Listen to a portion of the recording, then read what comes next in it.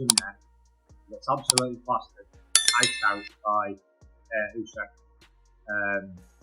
It just shows, with all the big fights, Tyson Fury and AJ. AJ got ironed out by Dubois properly, and Usyk just ironed out Dubois. Daniel, I just worry about him going forward, because the fighters who study him and watch him know, I get you past 3 or 4 rounds, and keep putting dents in you, it's only a matter of time. Now, don't get me wrong, Usyk's shown that and Jojo's shown that. Usyk has not improved since he beat Daniel Dubois. But then, who did Oleksandr Usyk beat after beating Daniel Dubois? Tyson Fury. He beat Tyson Fury twice. He did it the first time, and then the second time, he did it even much better. Experts explain how Oleksandr Usyk has destroyed boxing careers, not just by defeating opponents, but by dismantling their confidence. Tony Bellew admits he fears for Daniel Dubois' future in the sport, believing that Usyk exposed deep mental weaknesses. Bellew says Dubois thrives when he's confident, but against Usyk, that self-belief vanished from the opening round. It was basically as I think it just said Oleksandr Usyk would figure Daniel Dubois out and stop him just done a little bit quicker than I thought. And I said anywhere between 8 and 10. I think the fifth round. So basically, he comes out, he starts, he just has a good look in the first round, but he already implements the jab straight away out and he hits Daniel Dubois with a really hard jab. And like I said before, Daniel Dubois is a confidence fighter. When he gets confidence and starts pressing forward, the confidence builds and his momentum builds. He stifled it in that first round with a hard, heavy jab. And from the outside looking in, it just looked like it was only a matter of time till Daniel Dubois was going to go out. He was landing heavy shot after heavy shot. Even when he landed to the body, he just was like, took his body and then just remember what you were going to do, not working for you. And it just took away all the confidence from Daniel. See it right now. It was sad really, because I just worry about Daniel, because I think to myself, as fighters, the thing that you need most is heart, and he displayed that on a couple of occasions against Jerome Mulligan through heavyweights.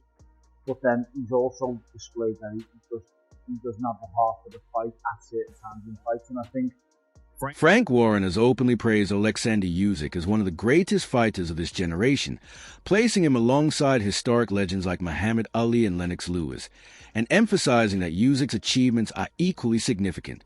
Warren highlights how Usyk's discipline and technical skill have elevated him to a level that commands respect even from those who usually champion their own fighters. He also suggests that Tyson Fury's potential return to the ring is not a coincidence, but rather a response to the sheer greatness Usyk has demonstrated. According to Warren, Fury's desire to face Usyk again stems from a deep competitive urge to conquer a truly legendary opponent. It's not just about a rematch, but about proving oneself against a fighter whose name now resonates among boxing's all-time greats. He's got a great mental, he's so strong mentally, Usyk. You think about it, every fight he's had has been on the road because of obviously the war in Ukraine, going into other people's backyards and coming away with a prize each time. It takes a bit of a mindset to do that, as well as the skills that he has. But he's done a fantastic job and took the fight over and eventually stopped Daniel. How do you think he compares to the other greats of the sport then, the likes of Muhammad Ali, Lennox Lewis, George Foreman, Mike Tyson, Evander Holyfield? He's up there with them all. He's up there. He's in the top 10, and you left out Larry Holmes, who was a great fighter. They would have been on. Of each generation. So, we always do it, all of us in boxing. I wonder how this one would have got. How would Muhammad Ali have got on with Usyk and all these sort of, permutations. But you can only be the best as you can in your generation. And he at the moment is the guy, and he's done it. He's done it at 3 levels. He won the gold medal at the Olympic Games. He unified all of the cruiserweight title, the 4 belts. He's done the same in the heavyweight division. And at 38 years of age, he's undefeated. So he's one of the greats. Tyson Fury insists that he's the only man who can beat Usyk. Will he step out of retirement for a trilogy? We'll see, but he likes that fight. He wants that fight. And they were close fights, by the way. very, very close fights. Both of those fights that Tyson had. So who knows? Anything can happen in this business, and maybe that's the fight that could be made if indeed Usyk wants to do it and Tyson wants to do it. I have no problem with it.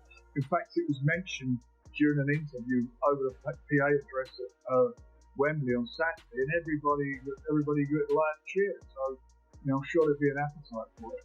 Tyson Fury has continued to speak boldly about reclaiming the championship belts from Oleksandr Usyk.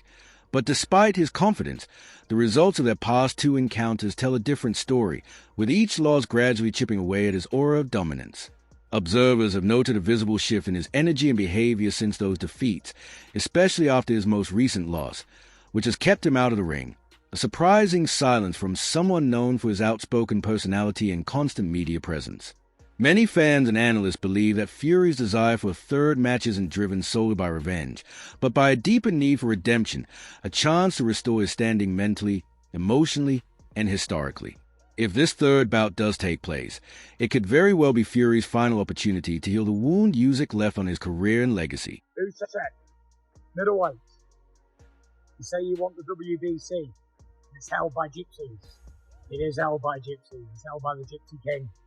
And it's held tightly, brass tight, and all road leads to a 7-foot behemoth that will absolutely destroy you, middleweight. Middleweight, you will get smashed to bits. Say you wanted to fight me after you beat the bodybuilder, called me out on television. Now you're being a little bitch pussy boy, running, hiding, saying you've got injuries. You ain't got no injuries, you had a sparring contest. Get out, fight December, let your mouth go. Now let's back it up. See if you can back it up in a way. Doesn't matter if it's December or April or August next year. The outcome will be the same. I will obliterate you. I'm a 7-foot, 20-stone behemoth, and I will destroy you, middleweight. Find your balls, come see me. Bitch. Usyk remains highly motivated not only to defend his titles, but to continually prove his worth against the very best in the heavyweight division. After defeating Daniel Dubois, he openly expressed his readiness for another battle, whether with Tyson Fury or Anthony Joshua, demonstrating a mindset that embraces, rather than avoids, challenge. Instead of resting on his achievements, Usyk consistently pushes his limits, seeking out the toughest opponents and demanding more of himself with every step. His hunger for greatness isn't just talk. It's evident in both his performance and his unwavering attitude after every fight. He's a fighting man. We're a fighting man.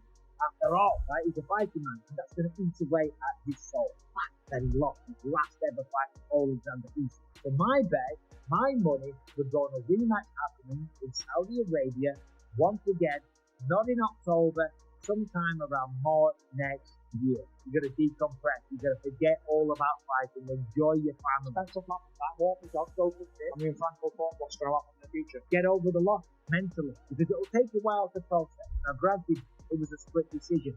One judge thought that he won, so there's a moral victory there. So to the press, to the public, you can talk and say, one judge thought I won. So therefore, in my mind, we're good. But when he goes home with a on that pillow at night, you know the world that Oleksandr Usyk was the winner of that fight. And that is why fighters have the money, they have the respect, they've got the career already in the bag. Is why they continue to fight. Following Daniel Dubois' loss to Oleksandr Usyk, Tyson Fury stepped forward with a surprising gesture of support, acknowledging the psychological toll defeat had taken and offering his mentorship and training assistance.